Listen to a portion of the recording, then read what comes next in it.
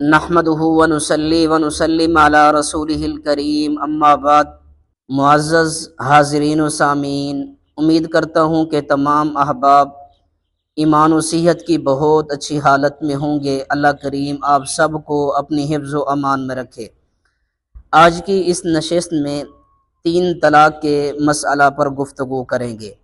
ہمارا اہل سنت والجماعت کا موقف یہ ہے کہ ایک مجلس میں دی گئی 3 طلاقیں یا ایک کلمے سے دی گئی 3 طلاقیں وہ 3 ہی شمار ہوتی ہیں، جبکہ غیر مقلدین جو خود کو اہل حدیث کہتے ہیں ان کا موقف یہ ہے کہ ایک مجلس میں دی گئی 3 طلاقیں یا ایک کلمے سے دی گئی 3 طلاقیں وہ ایک شمار ہوتی ہیں۔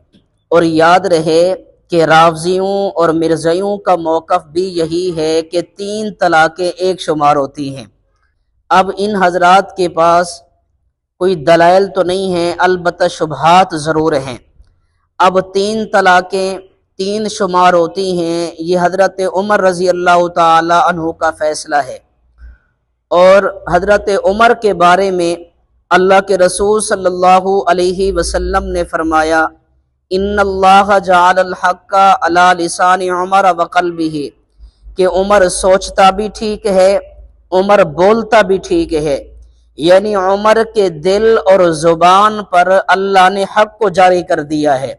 اور حضرت عمر وہ ہیں جن کے بارے میں اللہ کے رسول صلی اللہ علیہ وسلم نے فرمایا کہ جس راستے سے عمر گزرتا ہے شیطان بھی اس راستے کو چھوڑ دیتا ہے۔ اس کا مطلب یہ ہے کہ حضرت عمر کے فیصلے کو ماننا یہ مسلمان کا کام ہے، حضرت عمر کے فیصلے کو مسترد کرنا، اس کو نہ ماننا، یہ شیطان کا کام ہے۔ تو 3 طلاقیں 3 ہوتی ہیں، یہ حضرت عمر کا فیصلہ ہے۔ اور اللہ کے رسول صلی اللہ علیہ وسلم نے فرمایا کہ جب تم اختلاف کو دیکھو، اختلاف ہو جائے تو اس وقت میرے خلیفہ راشد کا فیصلہ ماننا۔ تو یہ خلیفہ راشد حضرت عمر کا فیصلہ ہے کہ 3 طلاقیں 3 شمار ہوتی ہیں۔ مجھے اس پر ایک قصہ یاد آیا۔ ہمارے شہر کے اندر ایک بندے نے اپنی بیوی کو 3 طلاقیں دی۔ 3 طلاقیں دینے کے بعد اس بندے کا رابطہ ہوا ایک اہل حدیث عالم سے۔ اس بندے نے یہ کارگزاری سنائی کہ میں نے اپنی بیوی کو 3 طلاقیں دی ہیں، تو اب یہ بیوی میرے لیے حلال ہے یا حرام ہے؟ خامد بیوی والا تعلق ابھی قائم ہے یا ختم ہو چکا ہے؟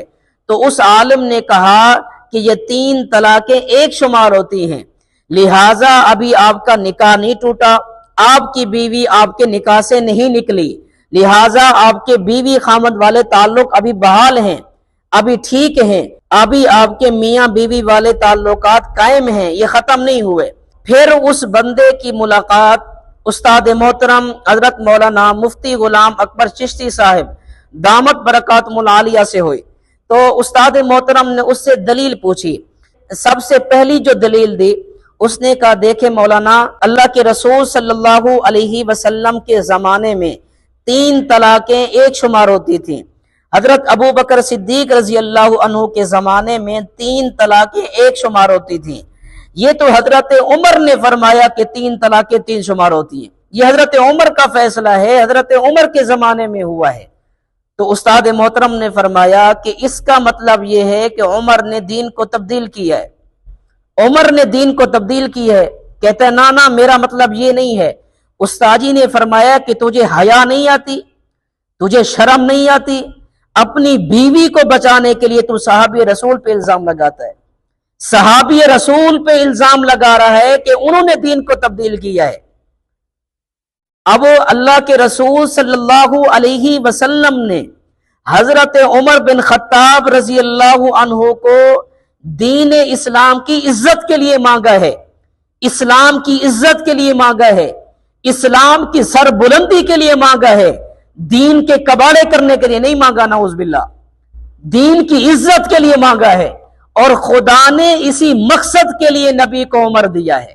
وہ کہتے ہیں نا گر گرو سے ملتے ہیں، گر گرو سے ملتے ہیں۔ اسی 3 طلاق کے حوالے سے ایک ویڈیو کلپ موصول ہوا ایک موصوف صاحب کہہ رہے تھے کہ 3 طلاقیں ہیں لیکن 3 طہر میں دینی ہیں، الگ الگ ماہ کے اندر دینی ہے۔ پہلے آپ اس موصوف کی گفتگو کو سنیں، پھر میں اس پر آپ کی خدمت میں کچھ گزارشات پیش کرتا ہوں۔ لیکن طلاق کے بارے میں یہ بات ذہنوں میں رکھ لیں، طلاق 3 ہے اور 3 ماہ کے اندر دینی ہے۔ ایک موقع پر یعنی 3 دفعہ کہہ دیں، 300 دفعہ کہہ دیں، آپ 600 دفعہ کہہ دیں طلاق ہے طلاق ہے طلاق ہے، یہ طلاق ایک شمار ہوگی۔ اتنا کچا رشتہ نہیں ہے، غصے میں تو پھر بندہ 3 کیا ہے، جو بندہ 1 دے رہا ہے کیا بعید ہے کہ وہ دوسری 2 نہیں دے گا۔ معزز حاضرین و سامعین، میں اس سے پوچھتا ہوں کہ اگر کوئی بندہ 1 طلاق دے، پھر ہفتے کے بعد دوسری طلاق دے، پھر ہفتے کے بعد تیسری طلاق دے، تو اس کا کیا حکم ہے؟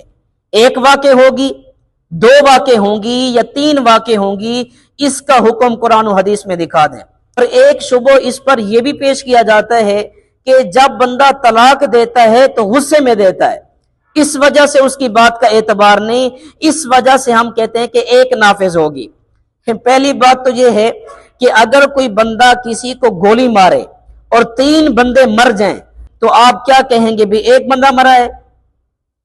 اگر کوئی بندہ کسی کو 3 تھپڑ مارے غصے میں تو آپ کیا کہیں گے کہ 1 مارا ہے۔ اگر غصے میں نافذ نہیں کرنی تو ایک بات بھی نافذ نہ کرو، اگر نافذ کرنی ہے تو پھر 3 کرو۔ اور یہ بھی یاد رہے کہ بندہ جب بھی طلاق دیتا ہے تو غصے میں دیتا ہے، پیار اور محبت میں اپنی بیوی کو کوئی طلاق نہیں دیتا۔ بھی اپنی بیوی کو گود میں بٹھا لے، اس کی زلفوں پہ ہاتھ پھیرنا شروع کر دے اور ساتھ کہے کہ یار تو میری جان ہے، میرا پیار ہے، میرا دل ہے، چل تجھے 3 طلاق۔ یوں تو کوئی نہیں دیتا نا، جب بھی طلاق دے گا تو غصے میں دے گا۔ اچھا، اس پر ایک اور شبہ پیش کیا جاتا ہے، مولوی صاحب جب قرآن نے 3 طلاق دینے سے منع کی ہے تو نافذ کیسے ہوں گی؟ جب قرآن نے منع کی ہے تو کیسے نافذ ہوں گی؟ بابا قرآن نے بندہ مارنے سے بھی منع کیا ہے، اگر کوئی بندہ مار دے تو وہ مر جائے گا یا نہیں؟ مر جائے گا نا، تو یہ 3 طلاقیں بھی ہو جائیں گی۔ یاد رہے کہ طلاق یہ گالی نہیں ہے، یہ گولی ہے۔ گولی بندہ مذاق میں مارے یا سیریس میں مارے یا غصے میں مارے تو سامنے والا بندہ ہلاک ہو جاتا ہے۔ اب اس نے مذاق میں گولی ماری ہے یا غصے میں ماری ہے، سامنے والے بندے کا کام تمام ہو جاتا ہے۔ تو اسی طرح بندہ طلاق غصے میں دے یا پیار اور محبت میں دے تو یہ طلاق واقع ہو جاتی ہے۔ 3 دی ہیں تو 3 واقع ہوں گی، 2 دی ہیں تو 2 واقع ہوں گی، 1 طلاق دی ہے تو 1 واقع ہوگی۔ اللہ کریم سے دعا ہے اللہ کریم مجھے اور آپ کو بات سمجھنے کی توفیق نصیب فرمائے اور دین اسلام کی صحیح تصویر امت کے سامنے پیش کرنے کی توفیق و ہمت عطا فرمائے۔ وآخر دعوانا ان الحمد للہ رب العالمین۔